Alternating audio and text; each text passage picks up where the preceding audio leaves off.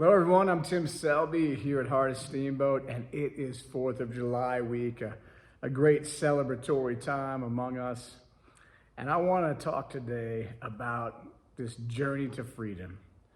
The journey to freedom that we've been on both in our lives of faith and in our lives as American people. Now, our faith story is a story of liberation from start to finish. And I want to begin by going all the way back to the book of Exodus, to the time of Moses, to read this amazing story that begins, I think, this long journey towards freedom and liberation for all people. In the 3rd chapter of Exodus, it says this: Moses was keeping the flock of his father-in-law Jethro. He led his flock beyond the wilderness and came to Horeb, the mountain of God. And there the angel of the Lord appeared to him in a flame of fire out of a bush. He looked, and the bush was blazing, yet it was not consumed. Then Moses said, I must turn aside and look at this great sight and see why the bush is not burned up.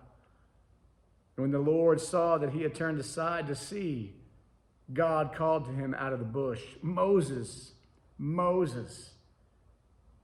And he said, Here I am. Then he said, Come no closer.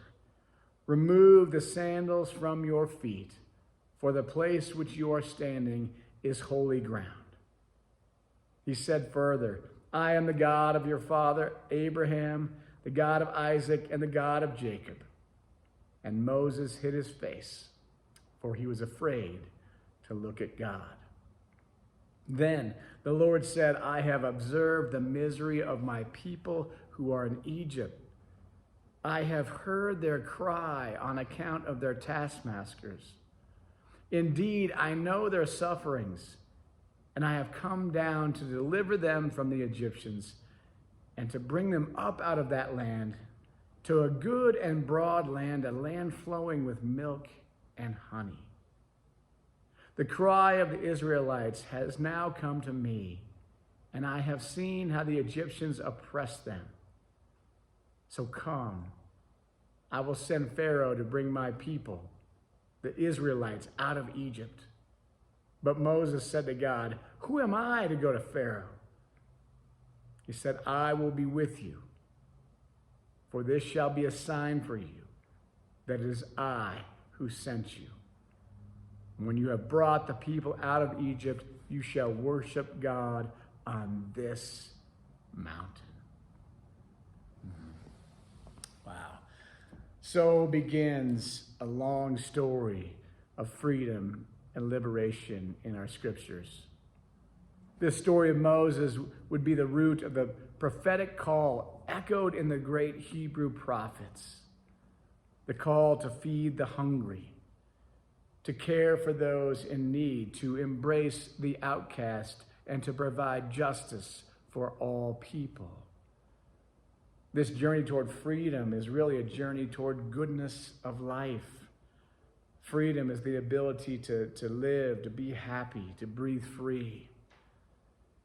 And in the letter of Paul to the Galatians, later in the New Testament, Paul reminds all of us and them that our freedom is not ours alone, but our freedom is a gift to be shared.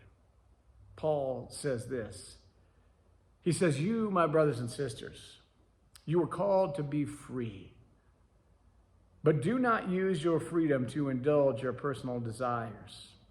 Rather, serve one another humbly in love. For the entire law is fulfilled in the keeping of this one command: love your neighbor as yourself. Jesus brought us that command.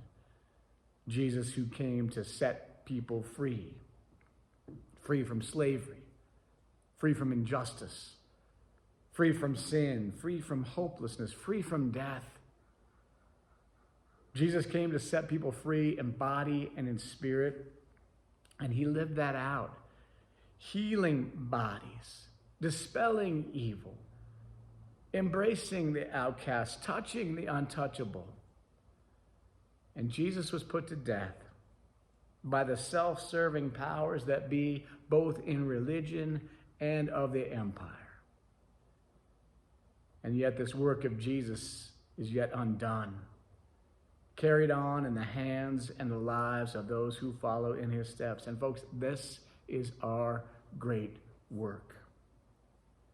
As people of the Judeo-Christian faith, we have been striving on this journey to freedom and justice for thousands of years.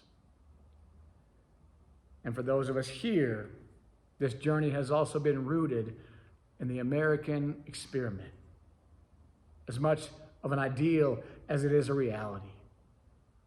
For as we all know from its very inception, all people were not free and equal. On that first 4th of July, the native peoples of this land were not equal.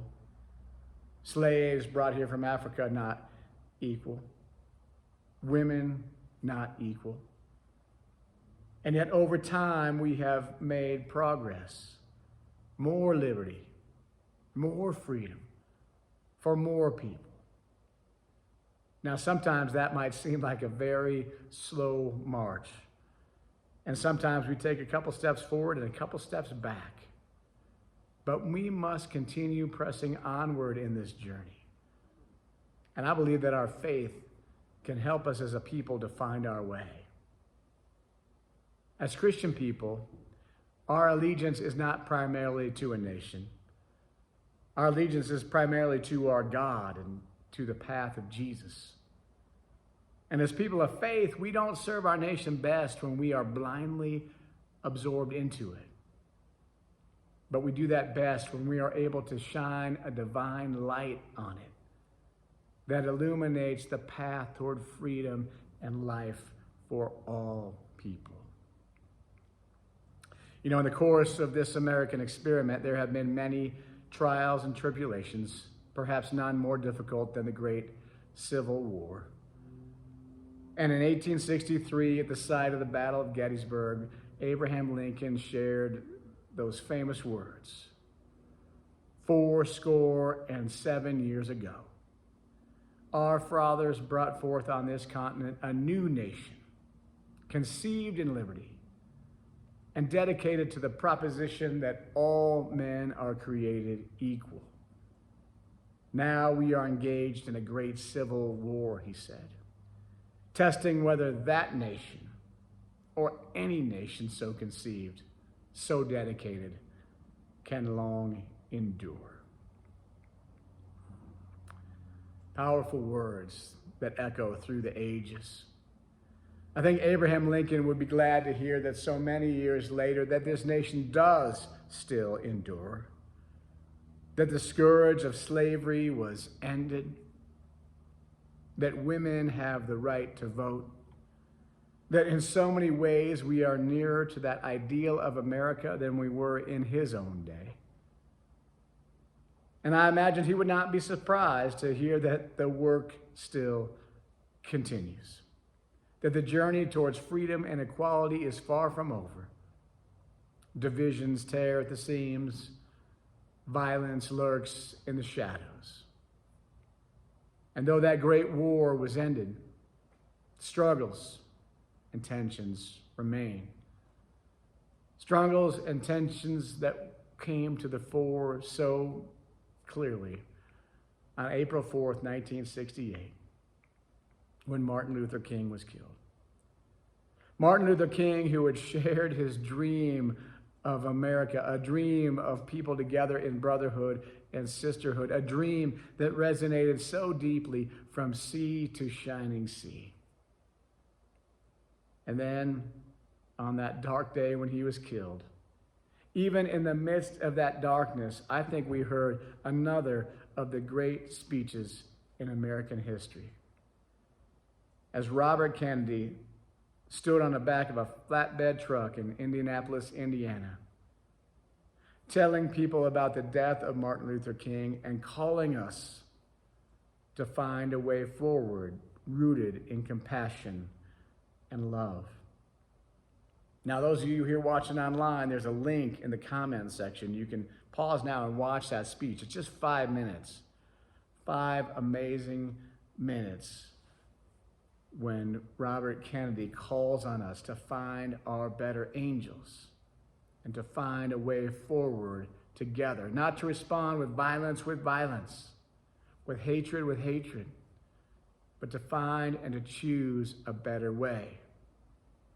Kennedy reminds us that in difficult times we have choices to make. In divided times we have choices to make, and it's our choices that will make all the difference. And I believe what he says in that speech, that most people choose love and compassion. Most people choose connection and try to live together in love and harmony. And that's what we try to do here at Heart of Steamboat on our little corner of the world right here.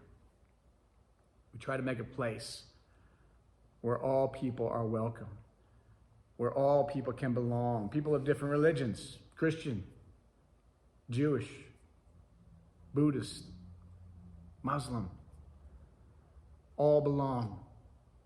We try to make a place where people of all races belong, whatever your race, wherever you're from, whatever your politics, Republican, Democrat, anything in between. Whether you're gay or straight, rich or poor, dog people and cat people, right-handed people and left-handed people, blue-eyed people and brown-eyed people, we all have a place. We all belong. We can all live here together in love and be life-giving to one another. Can you imagine what we can do together when we live that way and continue this journey toward freedom? 1 year and 3 months after Martin Luther King was killed and Robert Kennedy gave that speech, appealing to our better angels. 1 year and 3 months after that, you know what we heard? We heard this sound. 10, 9, 8, 7. It was the countdown to the blast off of a rocket going to the moon. A journey that riveted people across America, a journey that riveted people around the world. It said that before that time, it was the most people who had ever watched one thing together in the history of the world. And Neil Armstrong stepped a human foot onto the moon with all those people riveting and watching. There's a video of that in the links as well. I invite you to take a look at that as people are transfixed all around the globe by that moment. And as Neil Armstrong so famously said, it was one small step for man, one giant leap for mankind. One giant leap because that step symbolized that anything was possible, that we were capable of doing what people thought nobody could ever do. We can do what seems impossible. Whether it be staring down a pharaoh or stepping out onto the water. Whether it be feeding all those who are hungry or smashing swords into plowshares, turning enemies into friends, shining a light in a broken and hurting world, or walking across mountains on the moon. Never doubt what we are capable of. When we love each other, when we show compassion. Never doubt what we can do when we heed the call of God that comes from a burning bush on a sacred mountain. Set my people free. So I hope you have a wonderful July 4th. I hope you enjoy it and celebrate it, you with your family and your friends. And I hope it reminds you and all of us to continue to work together with love and compassion, striving toward the dream of God, striving toward the ideal of America, striving together on the continual journey toward freedom. Thanks for joining.